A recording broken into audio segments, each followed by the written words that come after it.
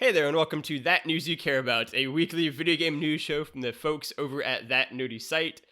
Today is Monday, January 31st, 2022, and I'm one of your hosts, Logan Wilkinson. Joining me, as always, is my Phoenix son, Trevor Starkey, in what is definitely not our second take at this intro at all. Indeed. Hello. I am perfectly ready for this episode now. I have not been flustered in any way. Not at all. Trevor, how are you doing? I'm doing all right. We just recorded Peek Behind the Curtain, recorded our Live and Let Die episode of That Bond show, So which will go live for 4 weeks from now. I was gonna say, well, yeah, for people who catch that episode in like a few weeks' time, like we're doing a double header tonight, so because you will be hearing this well before that episode goes live. Yeah. But it just means that, like, behind the scenes, we just had a good 2.5-hour podcast. So ready to add one more little wrap up here to wind down the evening. Yes, absolutely. And in that spirit, we're going to talk about just a tiny little news story that you might not have seen on the internet today. Just kidding. It was breaking all over the place and people couldn't stop talking about it. Sony is buying Bungie for roughly $3.6 billion. Trevor, I feel like we just had this conversation 2 weeks ago. Mm-hmm. Yeah.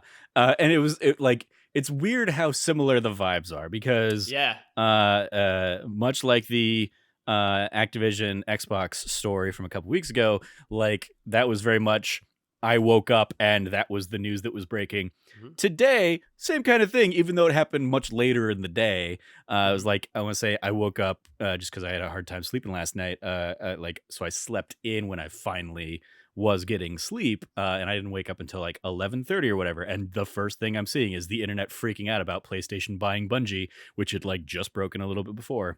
And so I was like, oh, okay, yep, that's a thing that's happening. And then immediately I'm seeing like everybody, oh my God, this is like, PlayStation firing back. I'm like, that's not how multi-billion-dollar acquisition deals work, guys. It's not like they couldn't just like call up the Rolodex and be like, hey, Bungie, we want to buy you now and have that story ready to go 2 weeks later. This is, obviously been in the works for a long time, just like the Activision deal had been with Xbox probably for quite some time. But I will say that like I think the thing that I tweeted out effectively is that while that's what I'm gonna quote your tweet here in a second. Well, there we go. Then I will let you quote my brilliance to our audience then rather than Trevor say it myself. Had my favorite take of the day, actually. It was a great tweet of just like, quote, like many, I agree the PlayStation Bungie deal isn't a response to Xbox Activision because acquisitions like this take more than a 2-week turnaround. Go figure. That was some editorializing there. But the messaging around it absolutely is answering everyone's biggest question when these deals happen with the second sentence. And then obviously the quote kind of screenshot is just, first off, I want to be very clear to the community that Bungie will remain an independent and multi-platform studio and publisher, for a quote within a quote from Jim Ryan on the PlayStation blog. Yeah, and I think I don't know, I guess I can't be like surprised, but like there were so many like interesting takes with people being like, oh, like they had to like, react to like what Xbox did. And it's just like, do you think that 3.6 billion deals just happen like on a dime kind of thing? Mm-hmm. That's not how they work typically. But unquestionably, I think to your like kind of larger tweet, the messaging around it absolutely has had the chance to respond to kind of what has happened the past 2 weeks, and be very clear about it, come out of the gate about it, not try to like have no answer about it really. And yeah, it is such a bizarre news. I was actually walking into the restaurant with Frank for lunch today and like I broke the news to Frank like in person. Like I saw it and was like, oh shit, like as he pulled up. And so it is such a bizarre 2 weeks in video games, honestly, where it just was like, the larger conversation around like consolidation and all these acquisitions and just huge companies becoming bigger with both the pros and cons of that and the complicated nature of it all. Like this is one for me where you're the huge, or were the huge Destiny guy. Like, what do you think this means for that series going forward, and what kind of it can look like in a Destiny 3 kind of phase of the game? I mean, I think there's a lot of interesting elements behind that aspect of the deal. The fact that, like, especially in light of recent news and everything, obviously Bungie was an Xbox studio for a long time, and then kind of went their separate ways and worked on Destiny, kind of got their own their thing. Then they were an Activision studio and went and kind of like broke away from that deal, and now they're partnering here with PlayStation, which PlayStation has always had kind of the marketing and the tie-in deals with Destiny anyway. That's what I was gonna mention. Where like you're getting exclusive strikes and stuff a year before they were going to go to other platforms. So while Xbox kind of like swooped in the last couple of years by putting Destiny on Game Pass for people, as basically like a built-in kind of thing. Like the deal has still always been like kind of weighted in PlayStation's favor. So I think it's and with both parties, both PlayStation and Bungie coming out the gate with that kind of messaging of, hey, Bungie's going to be in our family, but their games are still going to be multi-platform. We're not looking to change anything. We're going to let them kind of continue to run independently. It's basically like it comes down to PlayStation's going to like infuse Bungie with a bunch of cash to help get Destiny where Bungie has probably wanted it to be since breaking away with Activision. And PlayStation's going to get to kind of like reap the benefits, including sales on Xbox consoles and anywhere else that the game kind of ends up going. So I think there's a very fascinating aspect around kind of the history of Bungie at this point in all those elements.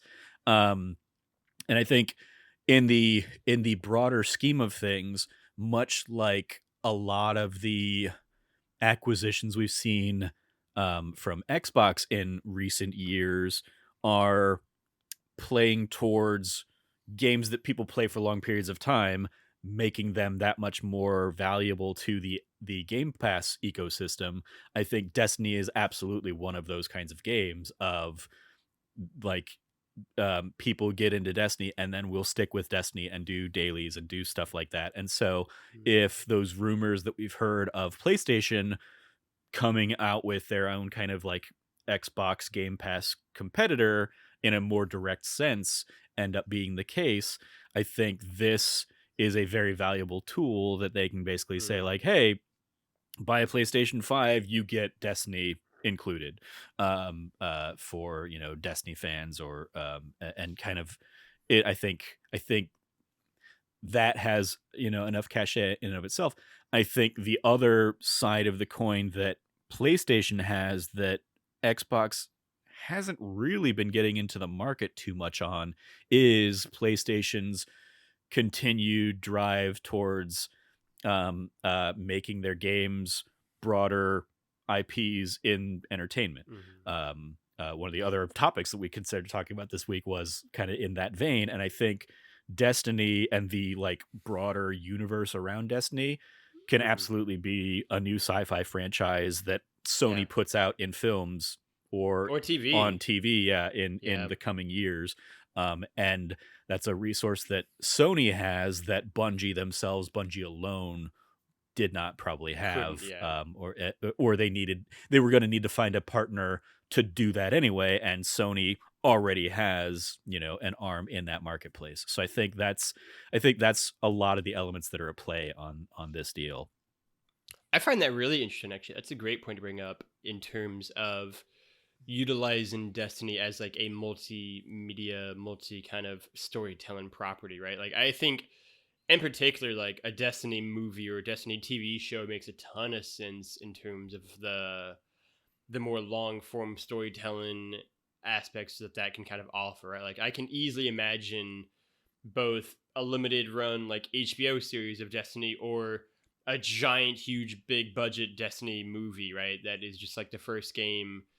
Here you go, right? And then like you can make it into a series with like Destiny 2 and then like the giant expansions they're doing on those games that can kind of continue that story.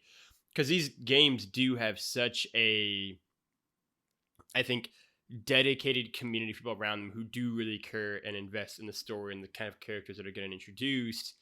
And I think that also kind of ties into an aspect of this deal that makes a lot of sense to me, which is PlayStation doesn't have a ton of kind of ongoing video game franchises under their belt, right?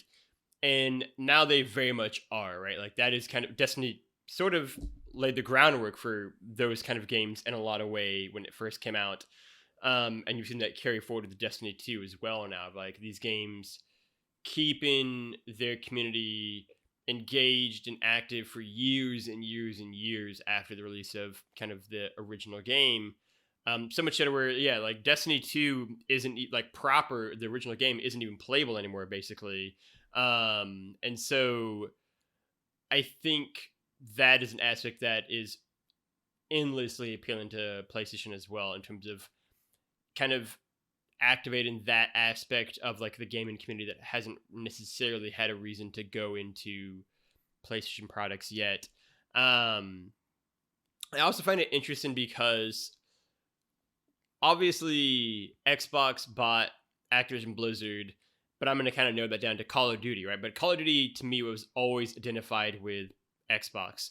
And so ultimately it's them bringing them back home. In the PS4 generation, yeah, they like sure Activision they, like, went to left. PlayStation for the Call of Duty deals. Yeah, but like it always felt like it belonged to Xbox. And meanwhile, Bungie to me has, in particular Destiny, has always been so closely tied to PlayStation in my mind because of how big it was in like the PS4 era for the original one. Yeah, it was PS4. The original launched on PS3 and then on yeah. PS4 when PS4 launched. Yeah. Yeah, and it was such a huge part of that game's launch, I feel like. And so I've always identified that franchise with PlayStation. So it is sort of funny that these two huge gaming franchises have kind of ended up under the tents of the carriers that I always identified them with in a lot of ways. But yeah, I mean, I think this to me is a lot less complex in a lot of ways than the Activision Blizzard purchases, both in terms of the size and enormity of the purchase and the potential like SEC ramifications, and also in like the workplace ramifications of the deal, right? Like this is a far simpler purchase than just like, yeah, like it's for $3 billion, not almost, $70 billion. It is for, a Destiny franchise that already has long-standing ties to PlayStation, and I think it feels a hole in PlayStation's catalog. In some ways, I think better and more smart than the Activision Blizzard one does, which I think fills a lot of the kind of niches that Xbox is already hitting on. I think this is kind of a smarter, small purchase that can pay potentially really big dividends down the line, and also pretty quickly down the line for Sony. On that, yeah, you kind of mentioning that, like, I think an element that when you are only looking at Activision as like the Call of Duty, I think that disregards the fact that they also have just bought World of Warcraft on the Xbox space, and that going to Game Pass is it like has a large dedicated audience. And I think on the same side for like PlayStation, while not directly owned, but the fact that like Final Fantasy 14 is exclusive on consoles to PlayStation, now kind of like puts basically like Final Fantasy 14 and Destiny are now going to be so much more innately tied to PlayStation. And on the other side, you have Overwatch and you have Call of Duty, Warzone, World of Warcraft, the Diablo games, all of those. And I think Xbox, because they've been playing this long game, is going to have more of those like long-term kind of offerings compared to, like PlayStation has made a name for themselves the last couple generations of like, this is where you can come play the 13, 15, 30 hour single player experience. And if you want those other, games, third parties have that covered. Like the fact that Fortnite makes more on PlayStation than Xbox. I think we saw from the recent trials around all the Apple stuff. I think like makes leaps and bounds more on PlayStation than on Xbox. Not even factoring in the fact that like PlayStation charges Epic for people that like buy other things on other consoles or whatever and then play on PlayStation. It's for the whole like crossplay stuff. So if anything, them coming here out the gate and saying like Bungie and Destiny is still going to remain cross-platform, like we're dedicated to this being a cross-platform game, is almost like an about face from what they're doing. But I think it's also they don't want to lose that potential fan base for if there is an eventual Destiny 3, or if they just kind of continue supporting Destiny 2 for as long as Bungie has kind of been talking about, and there not being like a named Destiny 3 anytime down the line. If anything, like it wouldn't surprise me if a future thing just kind of gets the name Destiny, and then all of the packs, you know, like start going back into under that kind of banner. As it is, like the Destiny 2 now, like the Destiny 2 at launch doesn't exist anymore. Like even that part, not only can you not play the original Destiny game really anymore, but the original Destiny 2 has been vaulted. So there's a whole bunch of kind of like that is absolutely an ongoing game, and those draw in an audience that like will stick with that game, or like me, they will like get burned out and either never come back, or if they do try and come back, they're going to be so overwhelmed that like I think what I hope PlayStation can do for it is I hope they can figure out a way to make Destiny a welcoming game again. Like so much of what Destiny is now is built around this meta where you have to know what's been going on in the game. You have to know how the currencies and how everything works. And so if you haven't played it in a few months, you're going to pop in and the shooting's still going to feel great, but you're not going to have a clue on what to actually try and do, or what like how to kind of min max or game the system, or what's valuable in there. I'm curious, how would you go about them doing that without just doing a reboot, right? Like with what they have now, is there you think an easy way to kind of make the transition for people who have lapsed for either 5-6 months or a year get back in without it being just so overwhelming? I mean, effectively they would have to drastically simplify a lot of the systems that they've kind of spent the years making more complicated, and it's not even that, it's just they've done so much tooling of the systems over the last few years that the systems that were in the game when I played it just aren't in the game anymore, or have been changed so much so that they're unrecognizable. And when you pop back into the game, there's nothing to like tutorialize that for you. There's nothing to introduce you to those elements. It is very much a game about you have to go to the forums and you have to try and like figure that kind of stuff out. Whereas taking the Final Fantasy 14 example, like I hopped into Final Fantasy 14, I couldn't just jump into like what people are playing today. I had to go through everything, all of the other expansions to get up to the modern day kind of stuff and content. And so I think the game is still introducing, and even when there's like a new thing that gets introduced in expansion, it gets tutorialized to me, and that's just not what Destiny has done. They basically like they'll throw you into a new campaign, and you can go through and you know fight through the new campaign, and you'll get the new abilities or whatever, but like you won't necessarily know what to do with all of the stuff that you're getting. Is I think the frustration I have when if I try and go back to Destiny. So like figuring out a way to welcome back. I mean, it on the flip side, it's the thing that we're seeing with like people right now in Pokemon of like, I would love it if I could just click a button that said, I've played a Pokemon game before. You don't need to walk me through these first 4 hours of the game, like handholdy kind of thing. Like, but I think there's so many moving parts in Destiny that you kind of do need that element, even if you've played Destiny before, because so much has changed. It's not Pokemon that's the same kind of thing time and time again. It is a lot of there's just a lot of new in that series that I think makes it a little daunting to try and hop back into if you're lapsed or whatever. That's a really good point. I was gonna ask, in comparison to, obviously they're different, but in terms of ongoing games, something like Fortnite, Mm-hmm.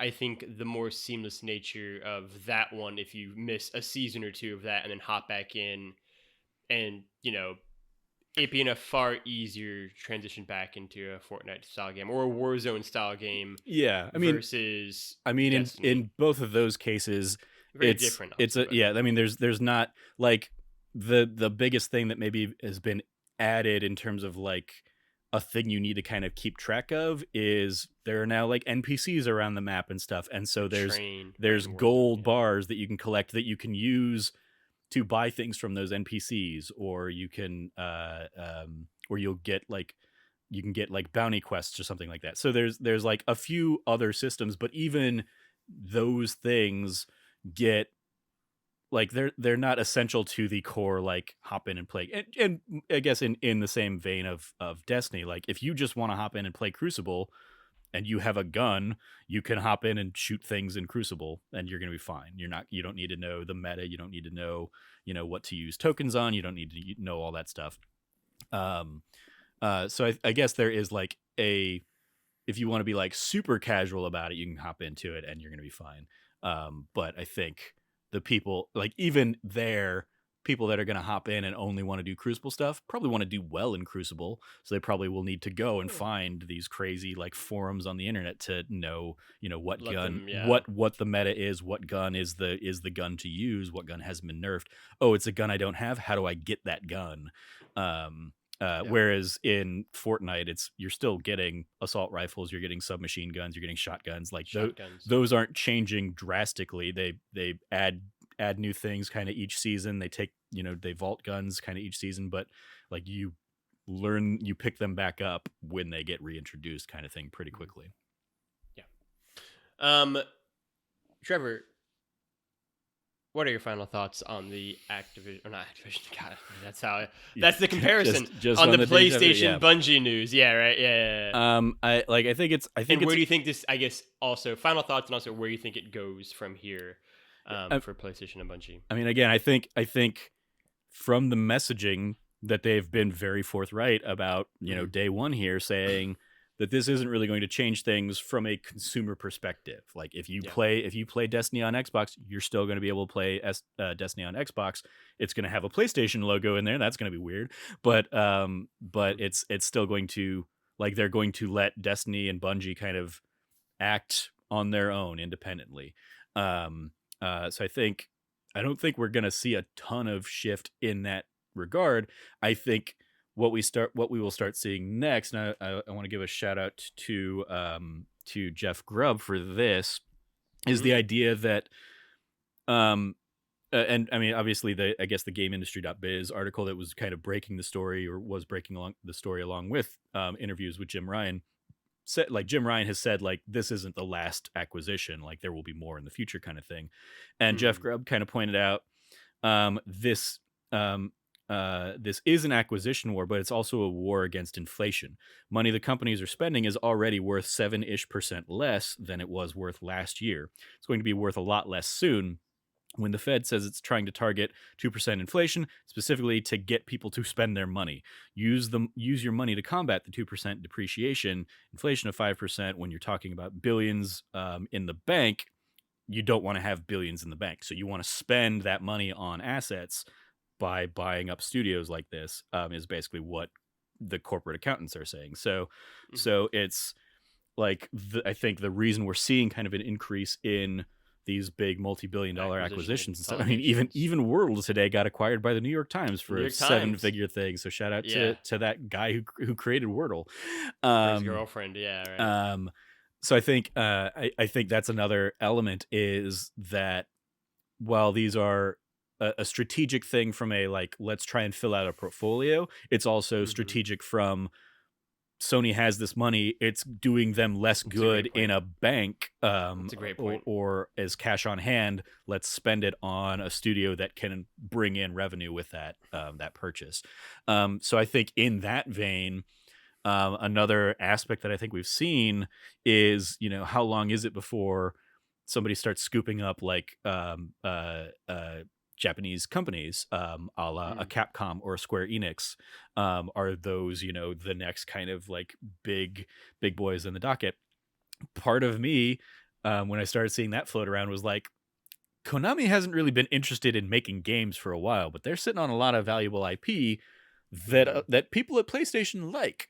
So like, I think the most surreal and somehow very, very viable and possible thing would be that Sony ends up buying Konami and Kojima gets Metal Gear back basically and starts working on Metal with the Kojima Productions as a non-PlayStation, as an independent studio, but like they basically license out Metal Gear to Kojima Productions or something, or we'll eventually see just them acquire Kojima Productions outright. I think those are potentially some of the next dominoes to start falling, and Capcom being the other one, because they've been so innately tied to Sony since Street Fighter V, effectively, being this will only ever be on PlayStation kind of fighting game, and gives them another segment of the audience that like Xbox kind of tried to get with like Killer Instinct and stuff like that. And maybe if they end up buying NetherRealm or something like that, sure, they'll or I guess NetherRealm's WB Games, so but WB Games might be another acquisition somewhere down the line. So it is like, I think we're going to continue seeing these kinds of deals ramp up, and PlayStation's basically already kind of tipped their hand saying like, this isn't the last one. So it'll be interesting to see where they go from here. Agreed.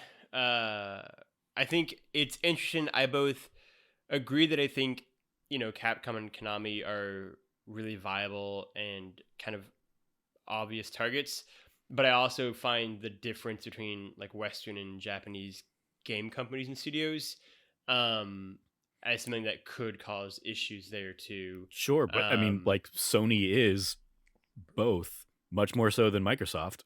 Sure, that's a great point. So Sony is a Japanese company. Japanese game company. You're totally right on that. Yeah, I mean, that's an interesting point. Like, definitely it would be Sony who would buy either one of those, I would think. I think it'd be a much more bizarre acquisition for Microsoft. But who knows? We will see. Trevor, do you have any shout-outs this week? I mean, I did want to give a shout out to Wordle getting acquired by the New York Times. I mean, that probably sucks for anybody that like enjoys playing Wordle or whatever. Because the New York Times already came out and said that they're gonna keep it free. They've said that, and the person behind it said that as well. But then they also said like it'll be free to like new players or whatever, new and returning players. Like, but it didn't really seem to be like a forever kind of thing. So it was like at some point, they're going to are they going to put it behind the same paywall that I had to, try and get to if I wanted to read about the acquisition? What's that going to do? But it's fine. I'm a subscriber to the New York Times, so I already make it easy. And again, shout out to the guy that like made that game that blew up and just like walked away with some kind of multi-million-dollar deal. Made the game for his girlfriend because I did like the full like circle niche of like she loves New York Times crosswords.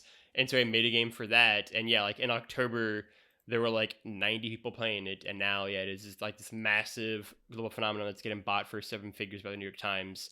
I can only imagine what the past like 4 or 5 months have been like for them. Great. Fantastic. Well, then let's close it up here. I thank you for listening to the show. If you like what you heard, you can go over to the podcast service of your choice and like and subscribe to the show. You can also go over and rate us and give us 5 stars on iTunes. It helps with the algorithms and helps bump us up those Aussie charts. Otherwise, you can go over to youtube.com/thatnerdysite, like and subscribe over there. Hit the little bell notification so you can see when the new episodes of That Bond Show go live, or when any of the Let's Plays that Trevor does every Tuesday and Thursday go live, in addition to all the podcasts also having video versions going live over there. You can also go over to thatnerdysite.com and check out all of the written content, reviews, previews, features, all the good game of the year, end of the year stuff that we have going live over there as well. Trevor just had a little sneak peek for my shout outs in a second here. Otherwise, you can go find Trevor at Trevor J. Starkey on the internet. Trevor, anything that you want to plug or shout out for the second time tonight? I will give a shout out to our Let's Plays that go up every Tuesday and Thursday on youtube.com/thatnerdysite. In particular, I think so the Life is Strange remaster collection came out yesterday, basically the day you were listening to this episode, came out February 1st. And I think I'm gonna sit down and do basically like a full like replay of Life is Strange 1, probably chapter by chapter, much like I did with Before the Storm last year. So yeah, keep an eye out for potentially that in the near future. If not that, there's still plenty of other like Let's Plays that will go up in every Tuesday and Thursday for the foreseeable future. That's a great shout out. You can go find me at LeftyLogie or LeftyLogie on the internet, LOGGY. I will echo that shout out. You should always go check out the Let's Plays. They're always fun and enjoyable. I really particularly enjoyed it. Trevor's Let's Play color commentary over his Fortnite win. It was really, really funny. I would watch a whole fucking series of Trevor like commenting over his Fortnite videos. It's fantastic. I mean, they're usually just very bad, so that was quite the anomaly that I was like, oh, I can actually talk about because there are people there and I killed them and it was nice. it was really good. So I encourage everyone to go check out that. That's one of my personal favorites the last few weeks. Otherwise, I will also give a shout out to Frank and Trevor's Game of the Year pieces, either being live or going live. By the time you listen to this, Trevor went through his platinum trophy ranking list on Sunday, the week he heard this, a couple days ago now, and Frank's top 10 list should be going live as well maybe by the time you listen to this, if not this week. I'm also almost finished with my top 10 list, and I know that Cameron is also working on his, in addition to Trevor's proper top 10, 20 Game of the Year list. So be excited for all that in kind of this week and next week as we kind of wrap all the Game of the Year stuff up. Otherwise, you can go find That Nerdy Site at That Nerdy Site all across the internet. And for myself and for Trevor, for all of us here at That Nerdy Site, play your games and be good to each other.